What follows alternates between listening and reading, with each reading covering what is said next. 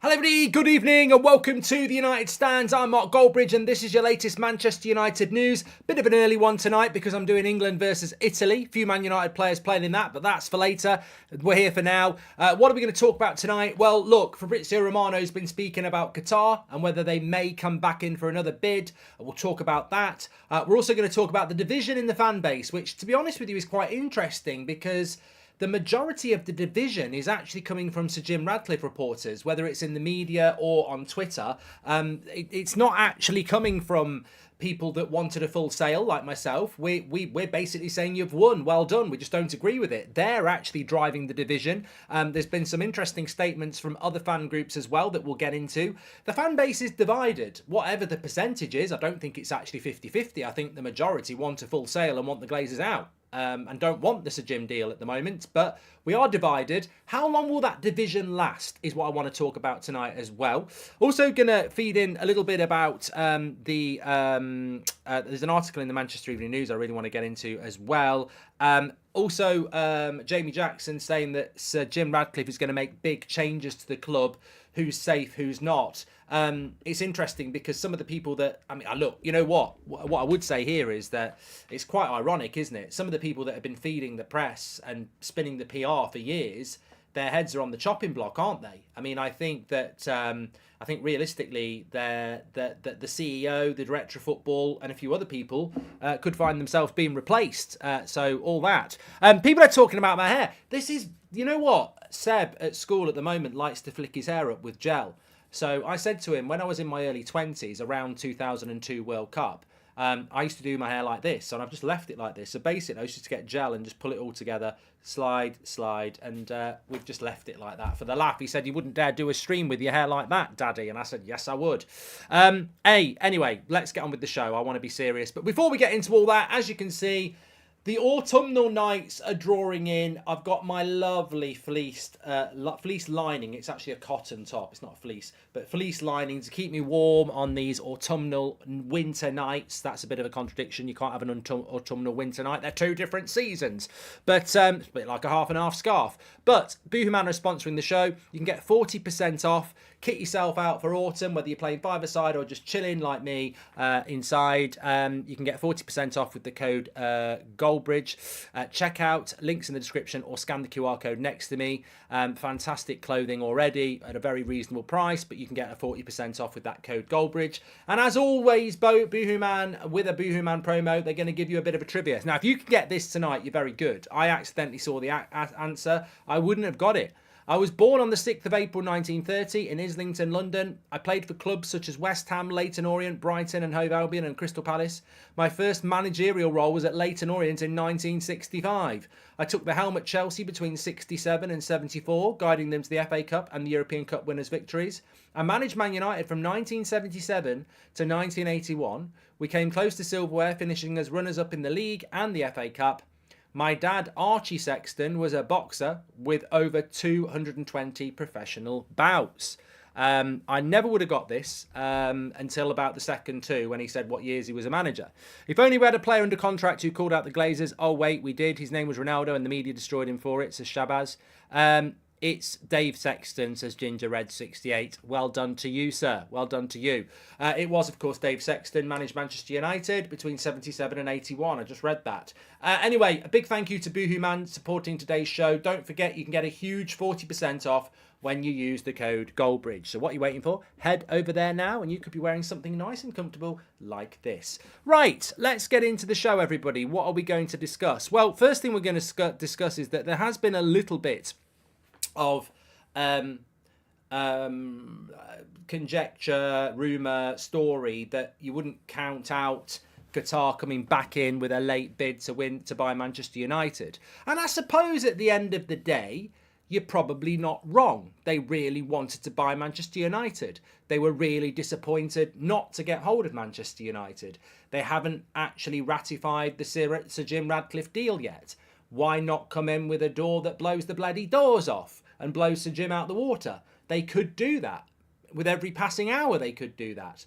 But what Fabrizio Romano has said and what other people are saying is that no, 100%, the deal is off. The offer is off the table. They're out. They've confirmed it. Everybody knows it. The Rain Group, the Glazers, Sir Jim. Everybody knows that that Sheikh Jassim's offer is off the table and they are out of the process. So anybody who's hoping for some late drama for a full sale or whatever it is you want, that there is no way back. It's gone. So realistically, maybe you should never say never, but I think it is never. No way back. Great to catch you live, my man. Question: would you be more optimistic about Sir Jim's bid if there was never a Qatar full sale bid? Says Daniel. So you put it in a clever way. Look, let me put it this way. Remember last August, not the August that's gone, the year before, there was stories about Sir Jim getting involved with Man United. If he'd have took 25% then with a clear path to a full sale a year ago, I would have been more excited than a Glazer full ownership because it's better than that. The problem I have with this one is that, and everybody's entitled to an opinion, is that we know that there was an offer for a full sale and the Glazers refused it. So, and they wouldn't have refused it if Sir Jim hadn't have offered this. And I don't trust what this is. That's my problem. I've been a lifelong Man United fan. The worst thing is when you lose hope. I've decided to take a break from football until the Glazers leave. It's not worth it anymore, says Aditya. Liverpool won everything without state ownership. Don't let Mark brainwash you into thinking it's impossible to compete without Qatar. It's due to poor recruitment with bad, not ownership, says Pav. Okay, Pav. What Liverpool are we talking about here? Is this the Liverpool that's won one league title in Premier League history? The Premier League's been going for 30 years and they've won one Premier League title. Is this the Liverpool that hasn't even qualified for the Champions League this season? Is this the Liverpool that's won one Premier League title when Man City have won 4 of the last 5? I'm sorry, mate, you're a prat. Your argument doesn't stack up. One sunny day doesn't make a summer. Well done to Liverpool for winning a Premier League. Well done to Liverpool for winning a Champions League. But surrounding that with 4 is Manchester City. Is success winning the Premier League? Yes. But it has to be sustainable. You have to be consistent. My point stands. If you want to be consistently good in the modern game, you've got to have super wealth. If you don't agree with that, enjoy losing. Shout outs to all the families and friends to the victims of last night's tragedy, says Bjorn. We want to go and watch football matches without fear of getting killed or worse shot. Let's pray for the lost ones, says Bjorn. Yeah, I mean, I'm glad you mentioned this. It was going to be mentioned anyway. Victor Lindelof has done a social media post about it. Obviously being a Swedish player. 2 Swedish fans were murdered last night in Brussels ahead of the Belgium-Sweden game. I said what I said last night, and I'll say it again here. Too many times in my lifetime have I had to say, and many other people have had to say, nobody, doesn't matter who you support, no fan should go to a football match and not come home. It's a tragedy for the sport, and it's a tragedy for football. So, yeah, I think we all share and echo those thoughts that, it's disgusting, and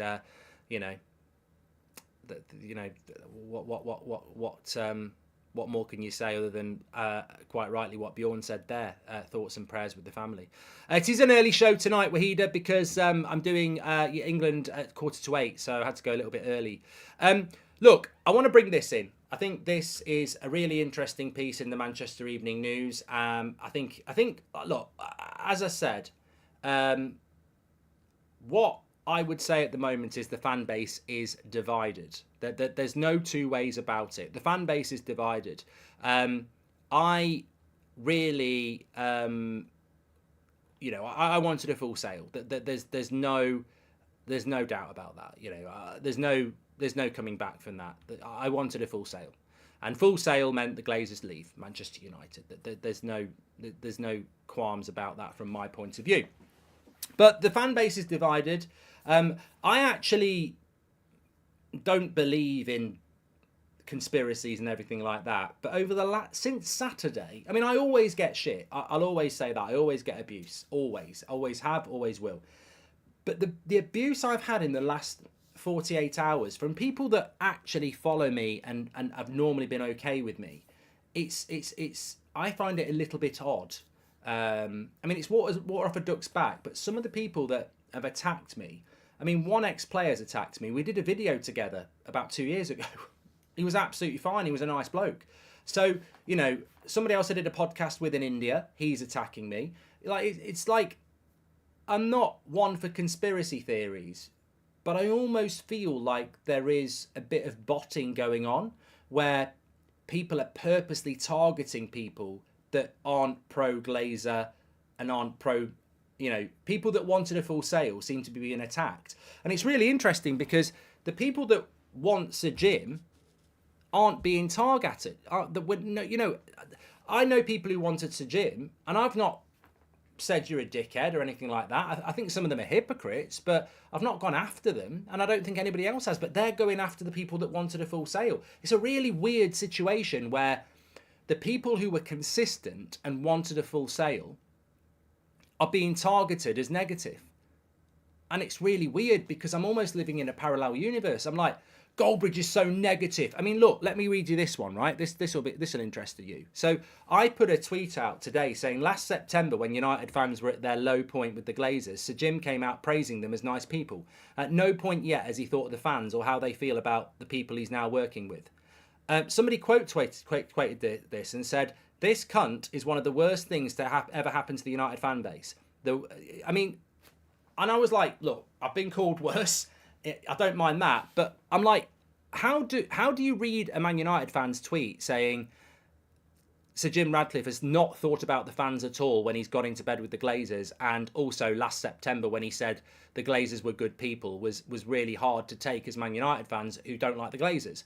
How does somebody take that truth and say I'm the biggest cunt in the world and the worst thing to ever happen to the United fan base? I mean, but this is happening a lot. It's happening a lot. And I'm sort of really confused. Suspin Radcliffe, says Pavan. I like that one. Suspin Radcliffe. Yep. I just read the article that Hack wrote, and it's absolutely horrific. Mark lives and breathes United, and support otherwise is ridiculous. Complete jealousy of what he's achieved, clear as day, says George. And Sir Jim Radcliffe wants 25% of the Glazers shares. That's only 13% of actual United ownership. The deal doesn't make sense, says Rail. We'll find out all about stuff like that. But I'm somewhat confused how United fans who want a full sale and don't want this deal are suddenly the worst thing to happen to Manchester United. And it's quite widespread. And it's not just aimed at me or the United stand. I'm sure some of you are getting it. I've seen other people get it as well. It's incredible that the people who've been consistent for the last 10, 20 years saying full sale only, Glazers out, are now being ridiculed and abused and called toxic. And I'm like, I can't understand this. At the very least, you should just be happy that you won with your Sir Jim and Glazer deal. But attacking the people that wanted a full sale, I never heard you lot saying you didn't want a full sale. I find it really, really weird. And then there's this Manchester Evening News article, which Samuel Luckhurst has wrote. Now, he's got a history for being, ridiculous when it comes to people that don't agree with him. And Samuel Luckhurst didn't want QATAR. He didn't want a full sale. He wanted Sir Jim, and he's wrote basically a love letter to Sir Jim today in the Manchester Evening News, waxing lyrical about what a great owner he is, and he's born and bred Manchester, and he's from working class background, and absolutely no problem with this, by the way, no problem with it at all. Sir Jim's Radcliffe story from rags to riches, if you want the cliche, is incredible. But what I found really difficult to take is this nonsense again from Manchester United's chief reporter for the Manchester Evening News. I mean, he's meant to be a journalist. This is not journalistic, and it's not the first time it's been said. Manchester United have got such a wide and diverse following, which has become particularly tribal amid the prospect of a takeover. There was large support for Sheikh Jassim bin Hamad Al Thani online, fueled by the prospect of Qatari riches and some ill-informed former players playing the populist on social media. I find this absolutely incredible because he's done it before.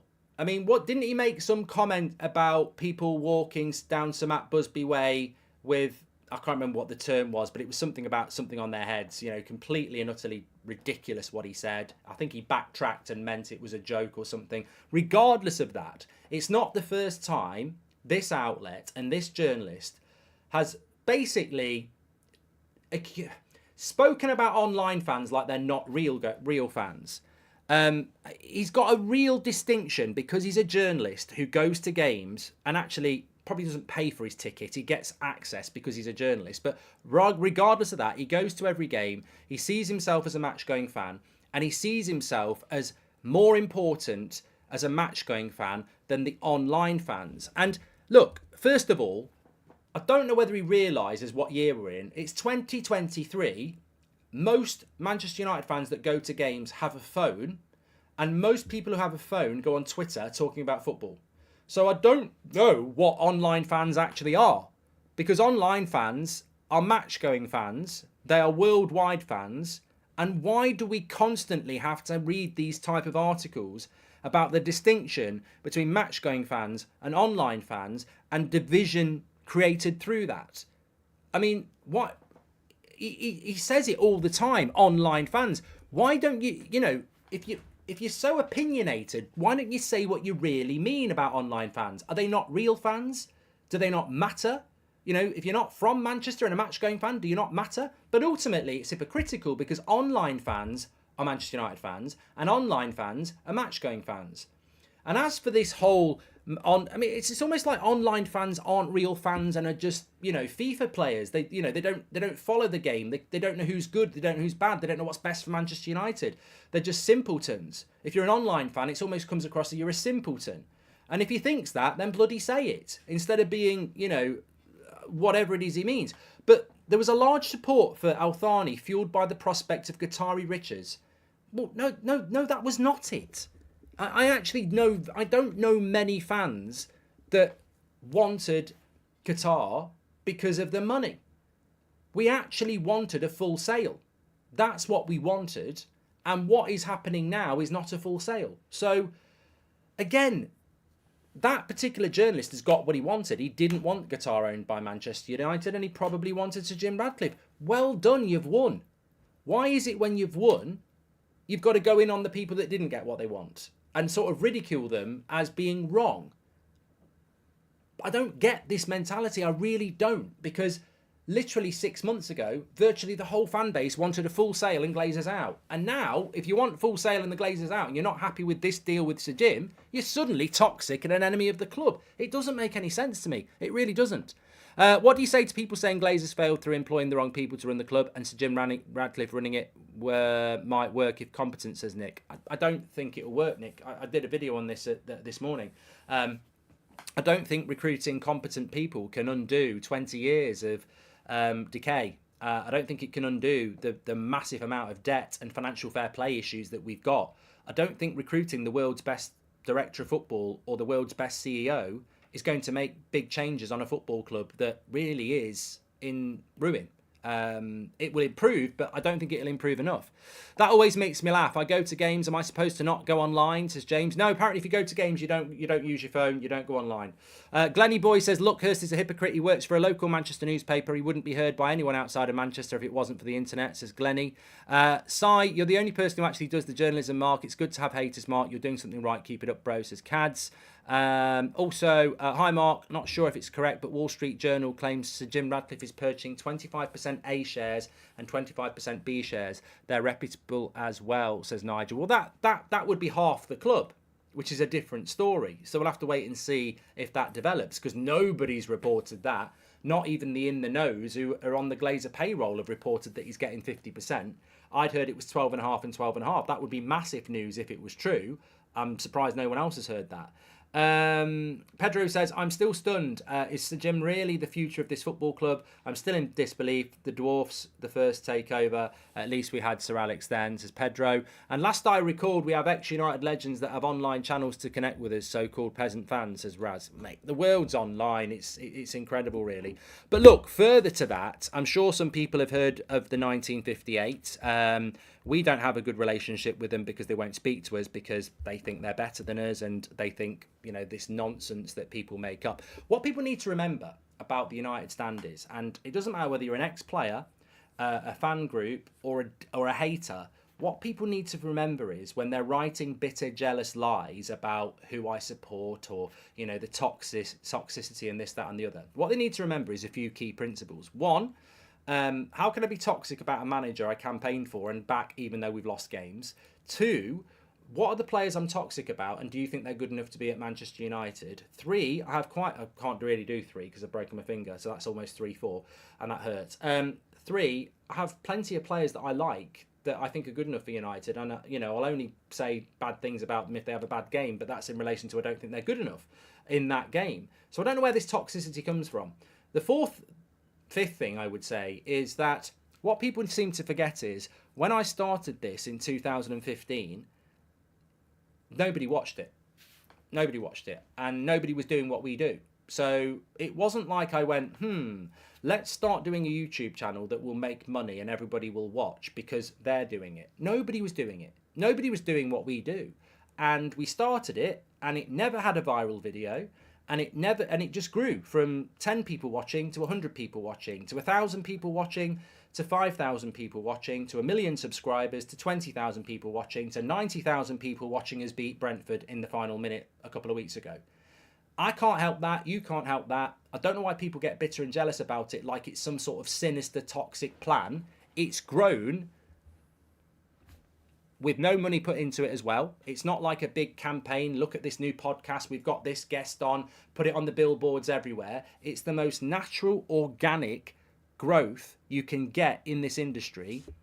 And some people just don't get it and they're just jealous of it. And there is no ulterior motive. If it wasn't liked, it never would have got off the ground. People like it. They enjoy the debate. It's natural. It started on a bloody webcam and a laptop. It's... whether you like it or not, it's pure. It's pure and simple. It's not manipulated. It's not owned by people. It's not got any with shares in it, telling us what to say or anything like that. It is completely and utterly independent. And that's why I think it gets on people's nerves, because they look at it and they go, well, I don't like what they're saying there. I don't like what they're saying there. But don't listen to the bullshit, because I really do feel these last few days there is something going on. And, there are newspapers writing articles. There are people saying stuff and they've never really said it before. And I'm just suddenly like, the Glazers are staying at Man United. What do the Glazers need to do to survive over the next few weeks and months? They need to shut up and take down and distract. Is it surprising to you that since Saturday night and the Glazers were staying, there's been numerous articles about me and other people being attacked as toxic fans and negative and this, that and the other? Distraction tactics to take us away from the biggest mistake the biggest mistake we're making since 2005. I don't care getting abuse. I don't think other people who are getting abuse really care either. But I can see it for what it is. You're idiots. You're being distracted from the biggest thing we've had since 2005. George Taylor says, my dad passed away a month and a bit ago. One of the last things he said was that he wanted to see Qatar get United. He saw Charlton, Law Best, etc. Old Trafford, we've hit rock bottom, says George. Sorry to hear that about your dad, George. And at least he won't have to live through, maybe another, God knows what's coming in the future. Because if that's what he wanted, a full sale, then obviously he wouldn't be very happy, would he? Mr. Sell says, welcome to the United Stand Members Club, Mr. Sell. Can you really see the board accepting this deal? Wasn't that long ago it was said that shareholders didn't want a partial sale, says Shane. I think they will accept it, yeah. I think they will. But look, listen, this is what the 58 had to say, because I'm talking about the United fan base being divided. Listen to this. Well, not listen to this. I'll read this out for you. That's a shame. I was off the page. Okay. How was I looking at it before? Okay, here it goes. So I think it was a couple of days ago that they put this statement out. But basically they said this. As we have said before, full sale only is what we stand for. The full removal of the Glazers' 69% shareholding. We will continue to protest until this vile family are removed from the every fabric of our football club. We are not interested in new share issues. We're only interested in the removal of the Glazers, the disease that has crippled our club for 18 years. As we've seen today, the offer of dialogue has been refused by the main groups of the Fans Forum and the Fans Advisory Board. We will continue to call for a full boycott of the Manchester United Fans Forum and the Manchester United Fans Advisory Board. If you've not been elected by the fans, then you do not represent the fans, handpicked and complicit with the club and the ownership, no doubt with the best intentions, but in reality, they continue to facilitate deception. Every decision the club make, they refer to the fan forum and the fans advisory board to legitimise their actions. This has to stop. It's time to show unity, boycott the meetings and stand with the wider fan base. So look, the fan base, regardless of whether you like the United Stand or you don't, whether you like the 58 or you don't, whether you like Must or you don't, there is division. And I think the future is really interesting, because what is very clear to me over the last few days is that we've always been a divided fan base, but we've never been more divided. And that's our future. And my prediction is that when people say stop dividing the fan base, they're bloody idiots now. I mean, you could have said that a year ago. You could have said it 6 months ago. But today, and for the last 48 hours, we are divided. And anybody who says you're dividing the fan base, nobody's dividing the fan base. The fan base has now been divided by the Glazers staying at the football club. And whatever you think about Sir Jim Ratcliffe, and whatever you thought about a full sale, and whatever you thought about the Qatari bid, the bottom line is, when you actually think it and deep it and have a look at it, we're divided, and we're going to be divided for, well, who knows how long. Because you've got people who adamantly wanted a full sale and they haven't got it. I think it goes beyond Sir Jim. I think it goes beyond Qatar. And I think that these are deep-rooted feelings in the fan base. And yeah, it's very sad. It's very sad, because I think if we got a full sale, it would have been a reset. And I think most people would have got on board with it because it was a reset. We haven't had that reset. We haven't had a full sale. And some people are very passionate about that. And others will say, but we might be on the road to a full sale. But on the road to a full sale is not a full sale. The Glazers staying for 3 years in charge is the Glazers staying for 3 years in charge.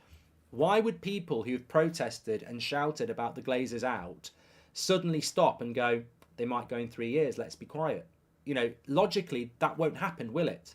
People aren't going to suddenly go, well, Sir Jim says he'll have full control in 3 years, so I'm just going to not bother anymore, even though the Glazers will control us for 3 years. You can't risk not doing anything. So I think it's just going to continue. That's my opinion. I think it's just going to continue. And I think, you know, if people want to...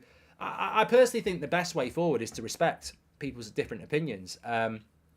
If you're happy with this future, with Sir Jim and the Glazers, and you're hopeful that it will work, I respect that.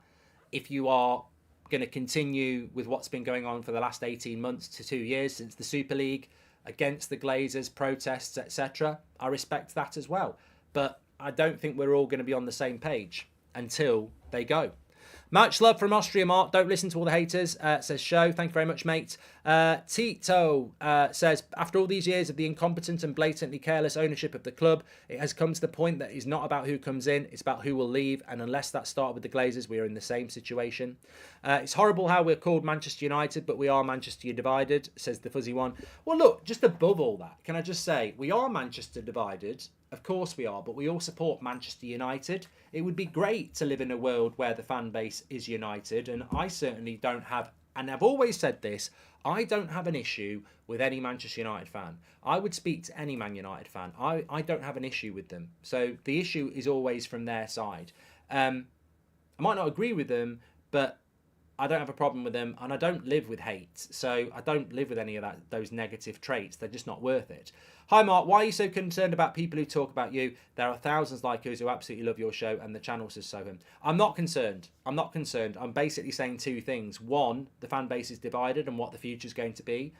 Because, you know, there's always going to be people who don't like you. But two, I'm just very curious and suspicious of the increase in hate and abuse for people who wanted a full sale over the last 3 days. And the cynic in me thinks, because we know they've got the power to do it, the cynic in me thinks, since the Glazers have decided to stay, they've almost activated Order 66. I don't know whether you've seen Star Wars, where it's distraction tactics. And we're getting a lot of silly stories coming out about silly things that are detracting people. But when you've got people saying people who want a full sale are toxic and bad for this football club, you've really got to wonder about why that's coming around and what's going on. And I'm just very cynical at the moment as to some of the things that are going on, because it just seems to be distraction tactics. But look, we'll see what happens, of course. Just very quickly on football. Very quickly on football.